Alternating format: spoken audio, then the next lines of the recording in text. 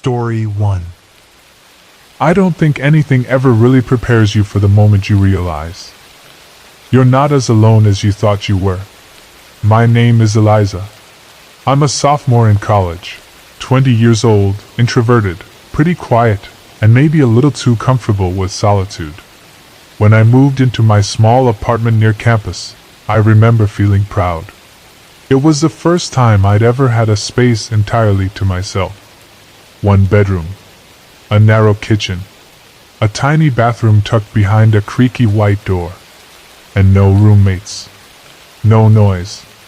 Just me. And that was the point. I like silence. Or at least, I thought I did. The first week was peaceful. I filled the place with soft yellow lights and thrift store furniture, bookshelves, scented candles, my grandmother's old blanket on the couch. It felt warm. It felt safe. And that's probably why I brushed off the small things at first. Things like my shampoo bottle being in the wrong corner of the tub, or the towel being slightly damp even though I hadn't used it that day, or the faint scent of something unfamiliar, something stale. Faint, but there. I remember convincing myself it was nothing. I was clumsy, forgetful. Maybe I bumped the bottle without realizing it. Maybe the towel fell and I put it back without thinking. Maybe I was imagining things. That's what I told myself, again and again. But then came the footsteps. Not loud, not stomping, just slow, deliberate, pacing. They always started late at night, around 2 or 3 in the morning. I lived in a top-floor unit. No one above me. Just my ceiling, my roof, and the steps. Tap, tap, tap, back and forth, right above my bedroom. The first night I thought maybe I was dreaming. The second night, I sat up and listened. I remember holding my breath, counting the steps. They came in threes, then paused, then started again. Always in the same rhythm. 3 steps. Pause. 3 steps. I told myself it had to be the building settling. Pipes. Maybe the wind. But the steps didn't match the rhythm of a house settling. They sounded too human. Too intentional. Weeks passed. And every night, the footsteps returned. Like a routine. Like someone, or something, was walking in circles directly above me. It became part of the rhythm of my nights. Brush teeth. Lock doors. Check stove. Hear footsteps. And somehow, I stopped reacting. That's the strangest part. Fear gets tired, I think.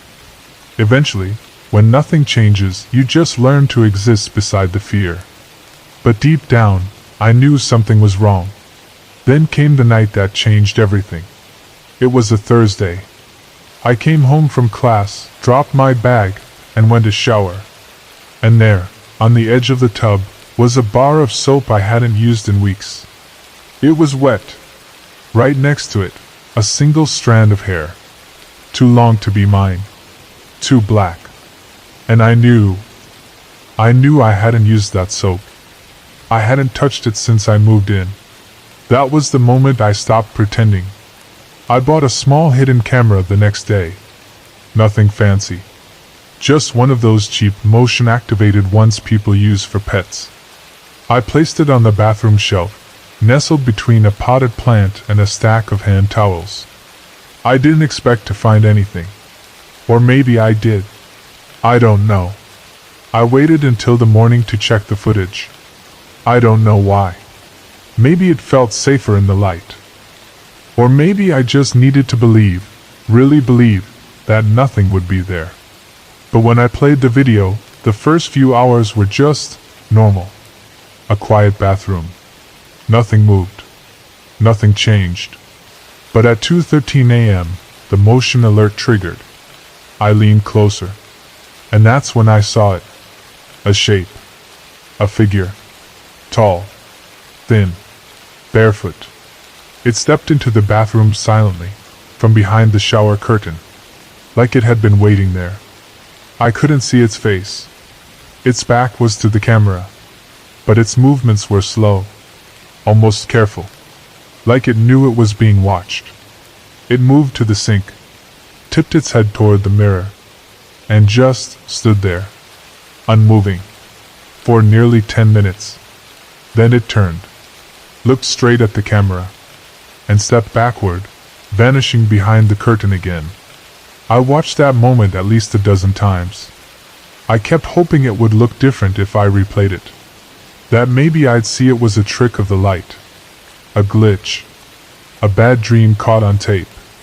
But it wasn't. There was someone in my apartment, and they weren't breaking in. They weren't forcing doors or smashing windows. They were already inside. I didn't sleep that night. I sat on my bed, knees pulled up to my chest, holding a kitchen knife like it would do anything against a shadow I didn't understand. And for the first time in weeks, there were no footsteps, no pacing, just silence. And somehow, that was worse, because I had no idea where he'd gone. I called the police the next morning. They took it seriously at first. They saw the footage, searched the apartment, checked the locks. But nothing was broken. No signs of entry. No fingerprints. No prints. Nothing. One of the officers suggested maybe it was a prank, a hallucination, sleepwalking. I didn't argue. I could tell they'd already written it off. But they didn't check the crawl space above the shower. Didn't even seem to know it existed. I only found it later, by accident. It was a small square cut into the ceiling, barely visible, hidden by paint and shadow. I stood on a stool, reached up, and nudged it open with a broom handle. Dust rained down, and behind the hatch was a narrow void, dark, cramped, but just big enough for someone thin to slip through. Inside I found a blanket, a few wrappers, an old flashlight, and a notebook. It wasn't full, just a few pages scribbled in pencil. But what was written chilled me. Page after page of the same sentence. She doesn't hear me yet. She doesn't hear me yet. She doesn't hear me yet. Over and over. Then, on the final page, soon she will. That was 3 months ago. I moved out the same day. I haven't told anyone where I live now. Not even my closest friends. But I still have trouble sleeping. Not because of noise, but because of silence. I still wake up at 2:13 a.m. Still listen for the sound of footsteps above me. And even though it's quiet here, most times I'm half asleep. Story 2. Sometimes, the strangest stories start in the most ordinary ways. My name is Claire. I live alone in a small, second-floor apartment tucked away on a quiet residential street. It's the kind of place where nothing really happens. Familiar neighbors, old brick buildings, trees that shed a carpet of leaves every October, and the occasional distant bark of a dog that you learn to recognize by sound alone. It's peaceful here. Quiet. Predictable. Safe. Or at least I thought so. That night, I had just finished a long day of remote work. It was one of those chilly, gray evenings where the sky feels like it's always about to rain. I curled up on the couch, a blanket around my shoulders, a book open in my lap, and a soft jazz playlist humming in the background. And then, the doorbell rang. It wasn't loud, just a soft, mechanical chime.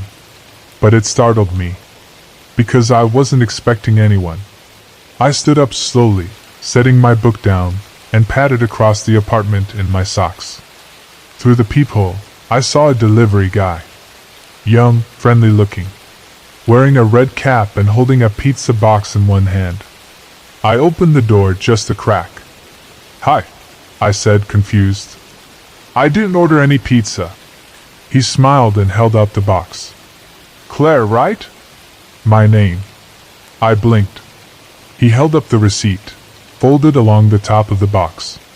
It had my full name and address. Paid in advance, he said. Extra cheese, mushrooms, light sauce. Good choice. I didn't know what to say. I hadn't ordered anything. But it was my name, my apartment, my favorite toppings. He shrugged. Sometimes people surprise their friends. Lucky you? I hesitated for a moment, then nodded. Right. Okay. Thanks. I took the box, thanked him, and shut the door. The lock clicked behind me, louder than usual. I stood there for a while, the box in my hands, my brain quietly processing. It was probably just a mistake. Or maybe someone from work had sent it? A neighbor? I walked the pizza into the kitchen and set it on the counter. It smelled fresh. Hot. A little too perfect. Still, I was hungry, so I ate a slice. Just one. And then, I forgot about it. Hours passed. The sky grew darker. My apartment dimmed.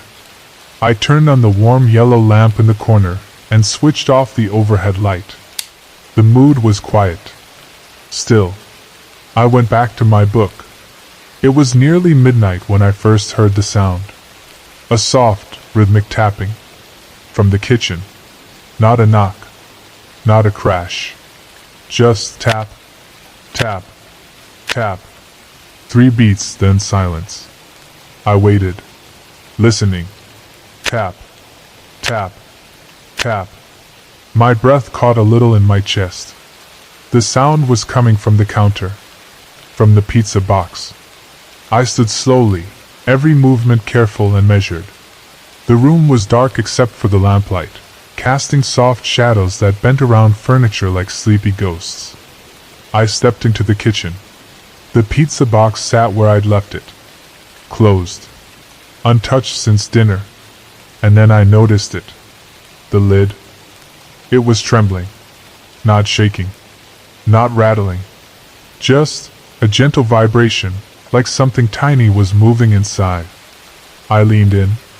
No breeze, no draft, no reason for the box to move. Tap, tap, tap. My hand hovered over the edge. Fingers curled. I lifted the lid.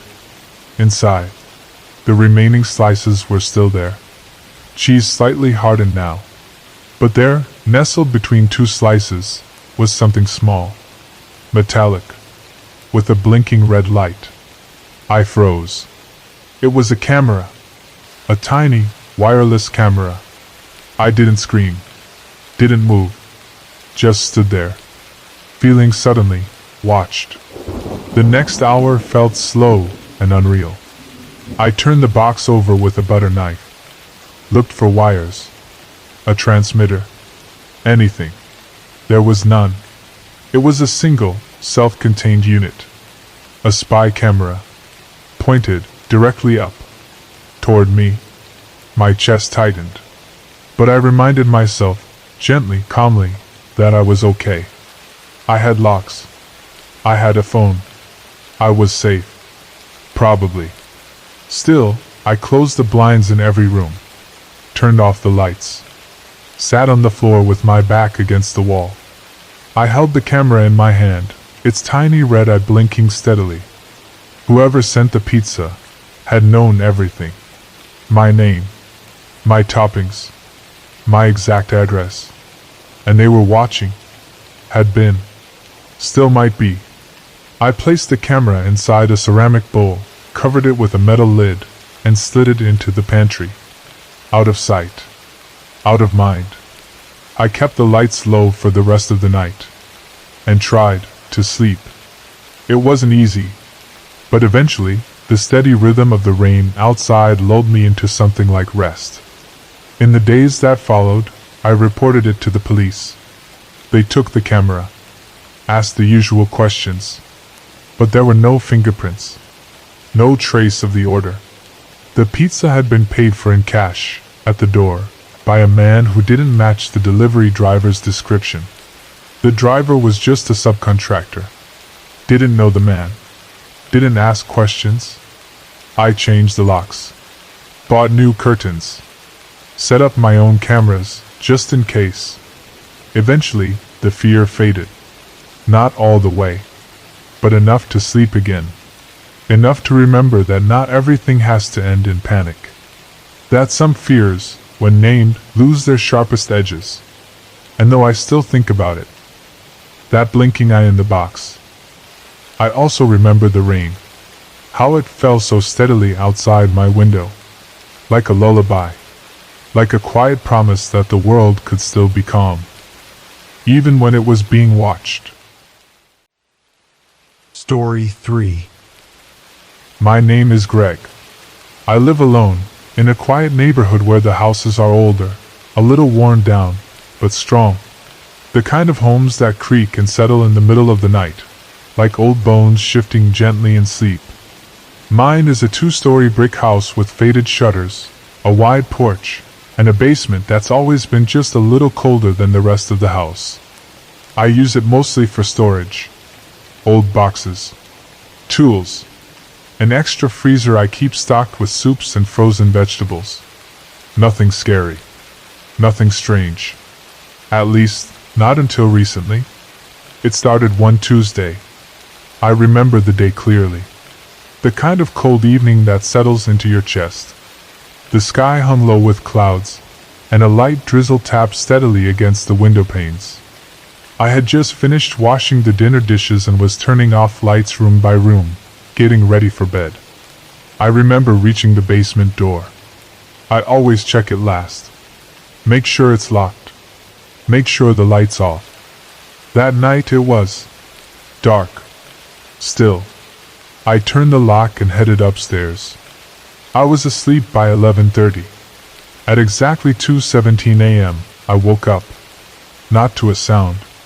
Not to a feeling. Just awake. I sat up, unsure why.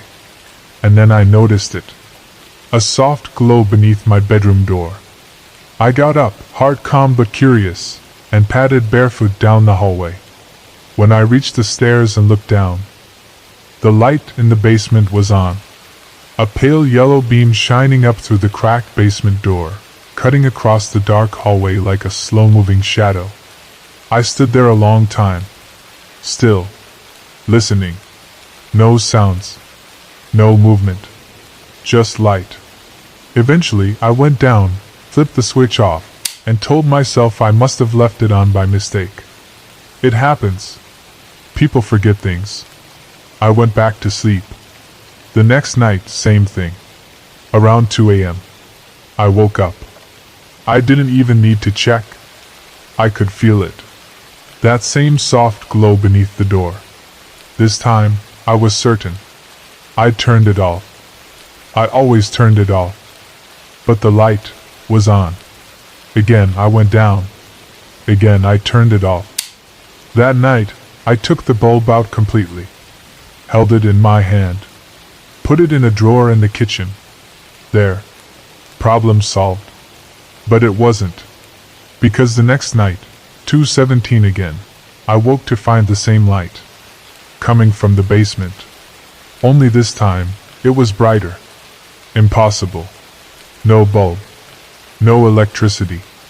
I opened the door slowly. The steps creaked beneath me. But when I looked down, the basement wasn't lit. It was dark. Pitch black. Only the doorway glowed. As if the light had been there, but slipped away just before I arrived. I stood there a long time. Not afraid. Just unsure. Eventually, I went back to bed. This went on for days. Always 2:17. Always that same flicker of light. Sometimes bright. Sometimes faint.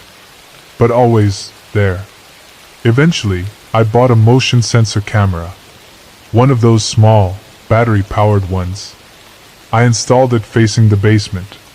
Just under the top stair, looking down. It was a quiet little device. Made no noise. Just recorded what moved in front of it. That night, I went to bed early, locked the basement, turned off the light, placed the bulb on the nightstand beside me. No way it could turn on. Not again. But still, at 2:17 a.m., I woke up. Same time, same feeling, same light under the door. Only this time, I didn't get up. I stayed in bed, calm, quiet. And in the morning, I reviewed the footage. It was quiet at first. Just the sound of the furnace humming, the occasional tick of the house settling. Then, 2:17 a.m. Movement. The screen flickered slightly, and something stepped into frame. Not a person, not an animal, a shape. Tall, dark, featureless. A black silhouette, standing perfectly still, just beneath the stairs. Its head tilted up, staring at the camera. No eyes, no mouth. Just watching, not moving, not blinking, just there. The timestamp held for 47 seconds. Then nothing. The frame cleared. The light vanished. I watched the footage twice more, each time slower, each time hoping I'd missed something that would make it make sense. But I hadn't. I didn't show the footage to anyone. Not at first. Eventually, I sent it to a friend, just to be sure I wasn't imagining it. They saw it too. But what do you do with something like that? There were no signs of entry, no tampering with the door, just the light, and that figure.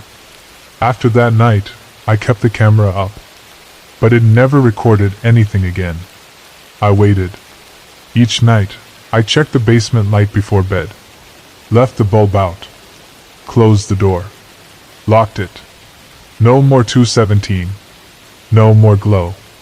Still, I haven't moved the camera. It's there even now, pointing down, watching nothing. But sometimes, I think about what it saw, and I wonder, not what it was, but why it came, why it stood beneath those stairs, why it looked up. Maybe it wasn't there for me. Maybe it was waiting for someone else. Still, when the house is quiet, and the rain taps gently on the glass, I think about that moment, 2:17 a.m., and I remind myself, not all lights bring comfort. Not all shapes need explanation. Some things just are. And sometimes, the quietest mysteries are the ones we live with the longest. Story 4. My name is Morgan. I was 17 the summer it happened. A quiet, leafy summer in a small town you probably wouldn't find on any map unless you were really looking.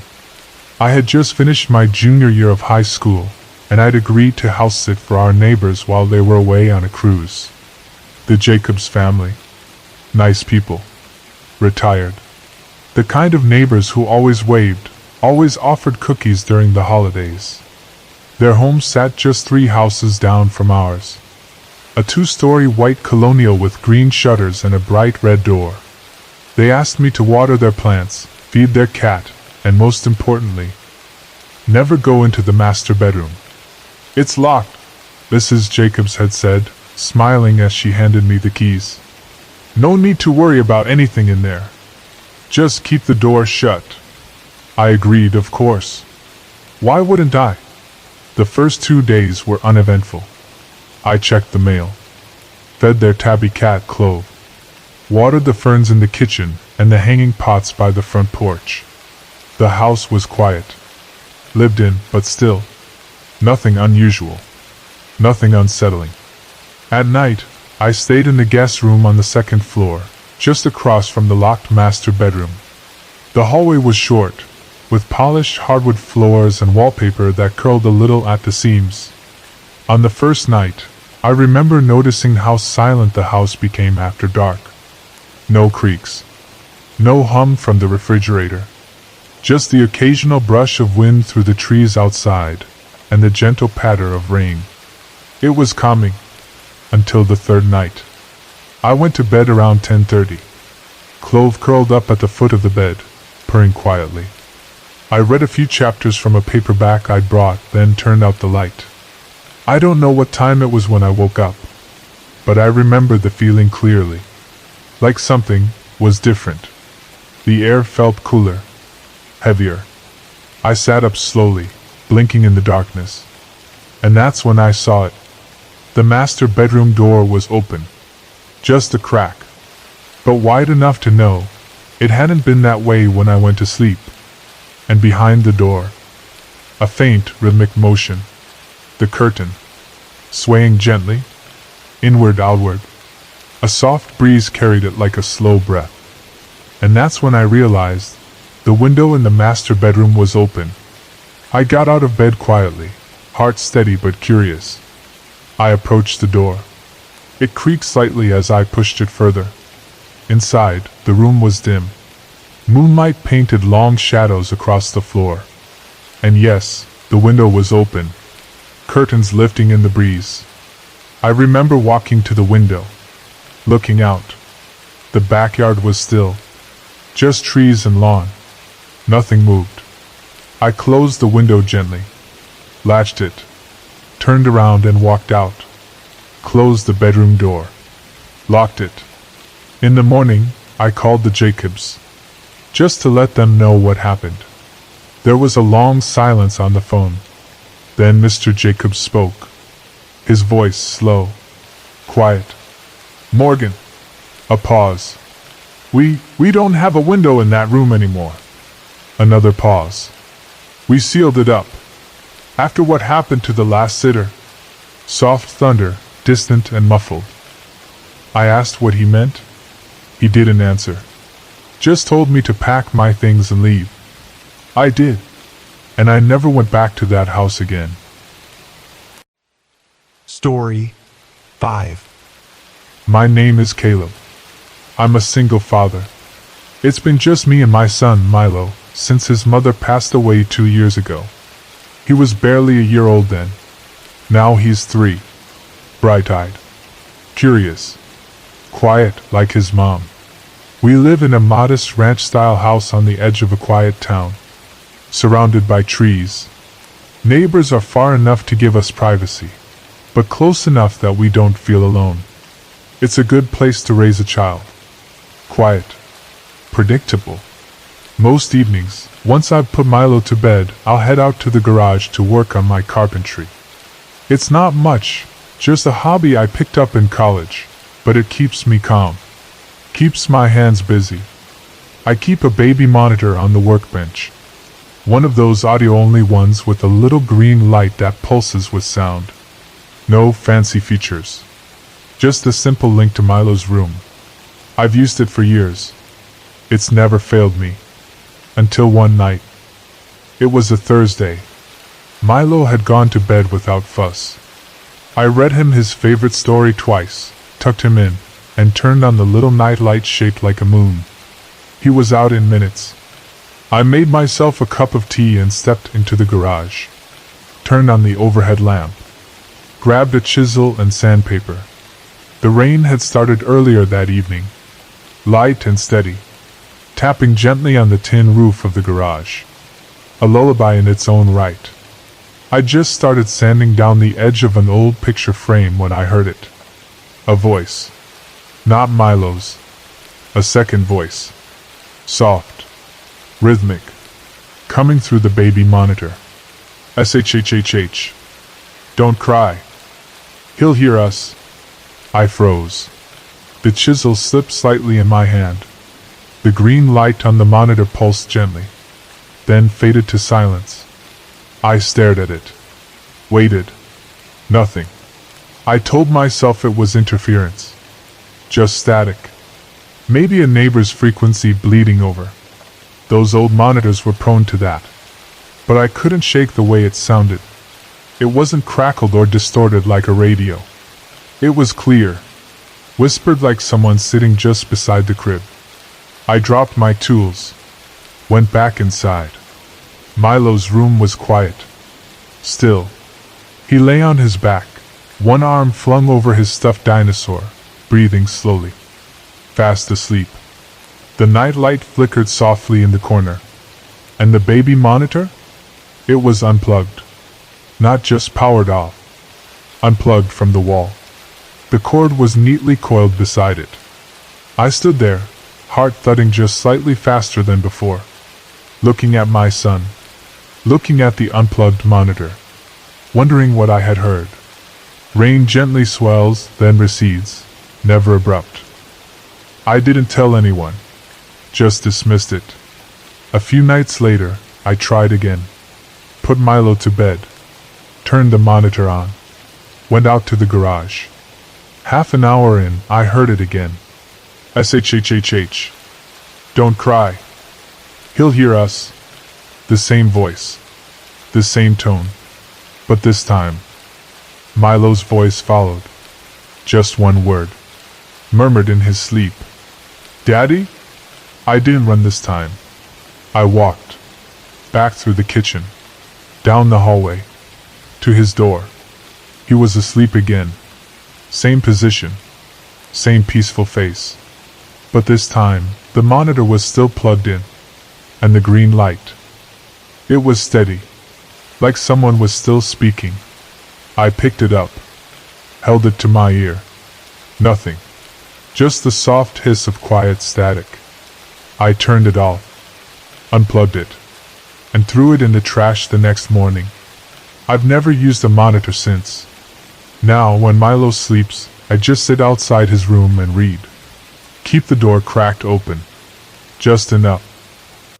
Story 6. I was 17 the summer it started. The summer I began hearing noises on the roof.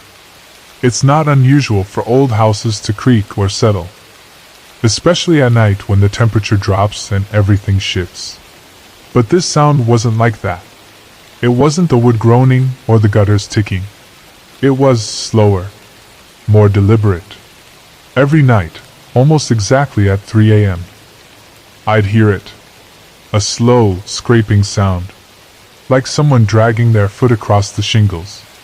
Or maybe something being pulled, something heavy and dry. It started soft, almost like it was coming from far away. But by the third night, I was sure it was right above my room. We lived in a one-story house, tucked at the end of a wooded cul-de-sac. No neighbors close enough to hear much. Just trees, wind, and the long stretch of our backyard that led into the forest. My window faced that yard. I started staying up. Not because I was scared, really. Just curious. At 3 a.m., I'd mute the TV or take my headphones off. And I'd wait. And sure enough, there it would be. That same dragging sound. Sometimes it was just a few steps. Other times, it seemed to move from one end of the roof to the other. Slowly. Methodically. But when I'd look out the window, nothing. No shadows. No movement. Just the moonlight soaking the grass. The roof always looked empty. I told my dad about it. He said it was probably raccoons or maybe a loose gutter. Something shifting when the wind picked up. But there was no wind. And raccoons don't move like that. Not in a straight line. Not that slowly. Still, I let it go. For a while. Then came the tapping. Not on the windows. On the ceiling. Light. But rhythmic. Tap. Scrape. Tap. Like someone marking time. Or checking to see if anyone was listening. I started recording the sounds. Used my phone, left it on the windowsill at night. And when I played them back, you could hear it. Clear as day. Scrape. Tap. Drag. I showed my friend Noah the recording one day at school. He listened. Laughed a little. But then grew quiet. "That's not a raccoon," he said. And I agreed. Noah came over that weekend. We stayed up. Watched the clock. Waited. 2:58 a.m. Nothing. 2:59. Stillness. And then 3:01. Scrape. Noah froze. We both stared at the ceiling like we could see through it. The dragging sound moved across the roof. He whispered, "That's footsteps." Neither of us said anything for a while. We didn't go outside. Didn't call anyone. We just listened.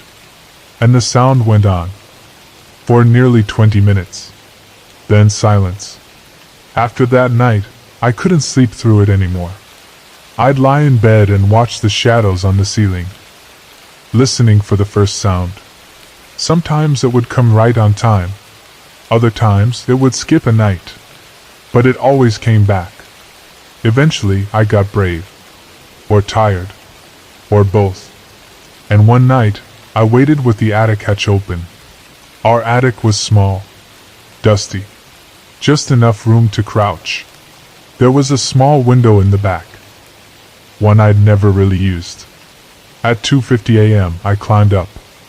I waited by that window. Sat still in the dark, watching the stars. And then, 3:02. I heard it. The sound started again. Directly above me. This time, closer than ever. I opened the window quietly. The roof sloped gently downward. And with some careful maneuvering, I climbed out.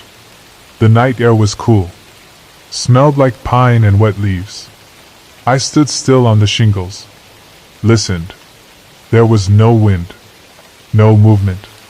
Just the sound of the trees shifting in the dark. I crept forward, toward the chimney. And that's when I saw it. At first I thought it was trash.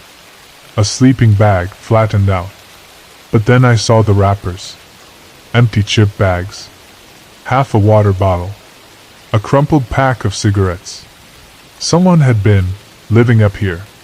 And then I saw the Polaroid. It was tucked under the sleeping bag. Face up. The photos showed a boy sleeping. My bed. My room. The angle, it was taken from outside my window. My curtains were drawn, just enough to see me. My hands started shaking. Not out of panic, but out of something heavier. The realization that this wasn't random. This had been planned. Someone had been watching me. Living just above me. Every night. Feet from where I slept. I backed away. Carefully. Made my way down through the attic and into my room. I didn't sleep that night. Didn't tell my dad. Didn't call the cops. I just waited. The next day, I checked the roof. Everything was gone. No bag. No wrappers. No photo. Just empty shingles. But the next night, 3:03 a.m., I heard it again. Scrape. Tap. Scrape. The same deliberate pace. Only now, it moved faster. Like it knew I knew. Eventually, the sound stopped. Not suddenly. Not completely. Just less often. Until one day, they didn't come at all. For a while, I thought maybe I scared him off. Or maybe he moved on. Maybe it was over. Then one morning, I found something taped to my window from the outside. It was another Polaroid. Only this time. It wasn't a photo of me. It was a picture of the attic window. Taken from the roof. From the same spot I'd stood. But in the photo, there was a figure inside. In the dark. Just barely visible. Standing right behind me. And I swear, I was alone that night.